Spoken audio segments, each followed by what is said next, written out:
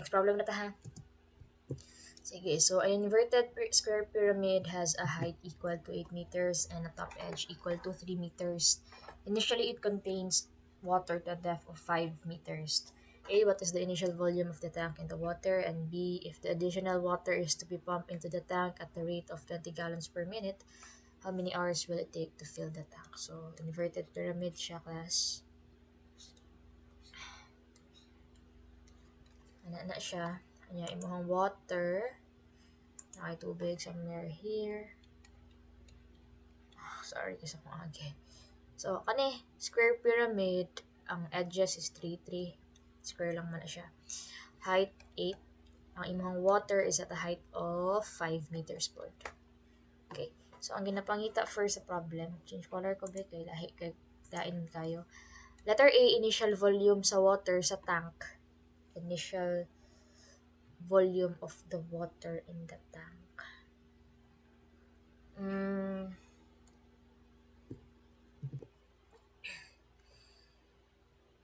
Water sa tank, no, dili ang wala niya ginapangita ang volume sa pyramid, no, mismo ang sa tank yun. So atong mabuhat diri kabalo man ta sa mga height sa both. Same concept lang gihapon na tumaton ganina katong nag similar solids ta sa volume o heights niya. So atong kuhaon ron dapat sige.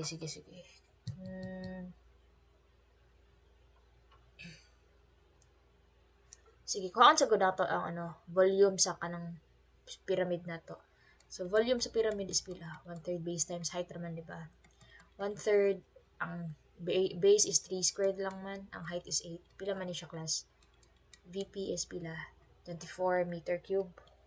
Okay? So wala pa tanong man.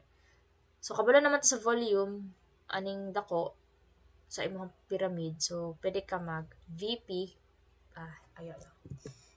pwede ka VP over volume sa water. Similar solids nimo na concept ba? Similar solids lang man sila, kani siya o kaning gamay. Tapos ang height kabalo man ta sa height, no. So height sa pyramid, height sa water. Volume di ba ni? So cube dapat ka. So VP is 24 over BW. Height sa imong pyramid is 8 over 5 cube. Resolve ko kay W plus VW. Mama nang ginapangita sa problem. Wait ha. 8 over 5 cube times 24.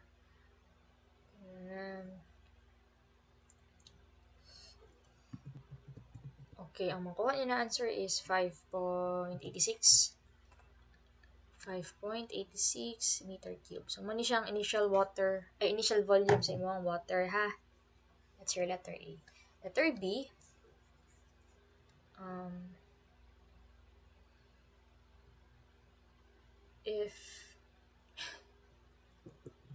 letter B, if additional water is to be pumped into the tank at the rate of 20 gallons per minute, how many hours will it take to fill the tank? So, okay, so pila ang volume sa additional water? Na lang. Additional water. So, kanina part diri butangan daw ng tubig. So, pila na lang man ang kailangan pa na tubig para mapuno ang tank. Diba, ang volume sa pyramid minus volume sa water. Mo na lang na ang imuhang kailangan isulod na tubig. Tama? Kani ba? Kana na part dira. So, pila man That's 24 minus 5.86. Pila ito makuha ang answer? 18.14 meter cube. So, to get the time it will take to pump 18.14 meter cube, gihatag man ang rate na 20 gallons per minute. Gallons, So, ang time is 18.14 meters cube. Ang 1 gallon, conversion lang ni siya, class, ha, is 3.785 liters. Naka-liters pa ni gallon ito ang need kay naka-gallons per minute ni siya. So 100 liters That's 1 meter cube. Times nimo ang rate na 1 minute per gallon per 20 gallons. So, ang kailangan is hours. So, dapat naka-hours po ta. 1 hour, 60 minutes. So, libog mo. Cancel na lang. Confirm niyo kung tama mo. Meter cube na siya. Naka-liters ni, naka-liters na. Naka-minutes ni, naka-minutes na. Kung sinabilin sa units na to. Diba ang nabilin sa units is, cancel po ni gallon. Cancel ang gallon, cancel ang gallon. Kung sinabilin sa units, diba hours na lang, which is exactly mo itong kailangan. Tama? So, pa-compute ko pila ka hours. Pila ang answer? 4 hours. And that is letter B. Okay? Okay, so proceed na ta sa second to the last problem, I guess. Yeah, second to the last problem na ta, ha? Okay, sige, kaya pa. 30 minutes in pumunta. A regular triangular pyramid has an altitude of 9 meters and a volume of 46.8 meter cube. Find the length of the edges and the lateral area of the pyramid. So, regular triangular pyramid. So, triangle ang base. So, inanayang now pagkapangit. Inanayang now. So, 9 ang altitude. Volume is already given na 46.8 meter cube. Pinapangita is edges and length of the edges and the lateral area of the pyramid. So, edges is kani kana sila, kana ako ang gipang bold karon. Mo na sila. So, kaning anong ubos na to sa triangle, S na lang sana sila, ha. Kaya niya. Okay. Asa pa yung ginapangita pa sa problem? Lateral surface area po. So, edges and lateral surface area ang needs itong problem. Okay? So, saan na pag-start? Okay, so start sa volume. Given mo ng volume, good. So, ang volume is 1/3 base times height lang ka. Volume is 46.8. 1/3. Ang imuhang base, regular triangular pyramid man na siya. Equilateral triangle lang na siya. Regular. So, equal ang mga sides. Equilateral triangle niya. Ang formula ba sa area sa equilateral triangle is square root of 3 over 4 s squared. So, square root of 3 over 4 s squared pa naman na siya times 9 ang height. Solve na nato tong s. Tama? Sige, pa-solve ko kay s. So, s is pila? 6. Kaya na to. Sige. Pero dili man ka na ang ginapangita, no? Adjust man ang kailangan sa problem. So, sige. Draw to sabi. O, katong figure. Saan pa draw? Ano na lang? Pangita yun ay. Sige lang. Mabawi rin na. Ang mag-draw ko, o ginani na figure yun eh. Mana ang height. So, paana. So, money ay mong E. Money ang 9 na height. Kani, X. Ito yung X na siya. Kuha na to. So,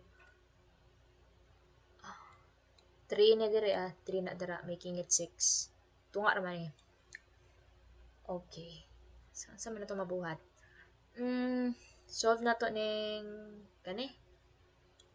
X na kay angle, 3 na siya. So, pila nin angle? Theta is 360 divided by 3. Familiar na mo ni ha? Balik-balik na taan ni class. Central angle lang, 360 divided by 3. Ya, katunga raman atong gikuha. Kani raman atong gikuha, di ba? Kana lang. So, mag-divide pa ka og 2 dapat. 2. Okay? Pila man na? 60 degrees. Kung wala ka nag-divide og 2, kani ang imong gikuha. Kani imong gikuha. Kani niya? Sige. So, kailangan na to si x. Solve na to si x. So, unsa may gamiton? Sine, no? So, sine 60 degrees. Opposite is 3 over hypotenuse na x. Solve na to si x dayon. X is pila man. Dapat naka-degrees ang iyong angles ha sa iyong calculator. Plus si x class. 2 square root of 3. Kano nyo? Gets lang? Okay. Pero, kailangan na to si edge. So, kung yung tanawon, masolve na to si edge. Nara ka. 9 2 square root of 3e. E squared equal to 9 squared plus 2 square root of 3 squared. Solving for e, pila si e class? Pakisolve ko. It's 9.64 centimeters. That is your edge. Yung lateral area, lain na ito color B, kaya nagngit-ngit, no? So, si lateral surface area, 1/2 perimeter times slant height. Problema na po daan eh, what is slant height. So, tara, kita na to slant height. Wala ron, pangit kaya akong drawing. Slant height, ano mo na slant height? Na, so 9 ni, slant height na, kani, apothem. Oh, wala po tayo apothem, no? Pero kung tanawon ni mo ni, diri diri ni, ang kanina angle, na-solve na to na 60. Diba? 60 man eh. 60 pa na. Atong gikuha lang man na angle na triangle karon kay kana na part. Kung kanina figure atong basehan ha, or pwede pud ka diri ana, sige ra gyapon na, pwede ra pud na diri ako ka na triangle di ay o nalibog mo. Pero gets naman siguro ninyo akong point no. 60 na ni gikan diri So 3 ni apothem ni makuha na to si apothem. So unsa may nindot? Tangent na. Tangent 60 degrees equal to opposite na 3 over adjacent na apothem. Masolve din si apothem. Pila si apothem class? Square root of 3. Okay? So, kung tanawan na to ani diri apothem 9 slant height. L squared is equal to 9 squared plus square root of 3 squared. Pila si slant height? It's 9.165. Okay? So, solving for the lateral surface area, 1/2 pilay perimeter class. Perimeter sa base. 3 times 3. 3 times 6. 6 man di ay ang atong sides nga. Naman tayo tulo ka sides. So, 3 times 6 ang imong perimeter. Times the slant height na 9.165. So, pila to ang lateral surface area nakuha. Solve ko. Ito yung nakuha. 82.5 meter squared. That is your lateral surface area.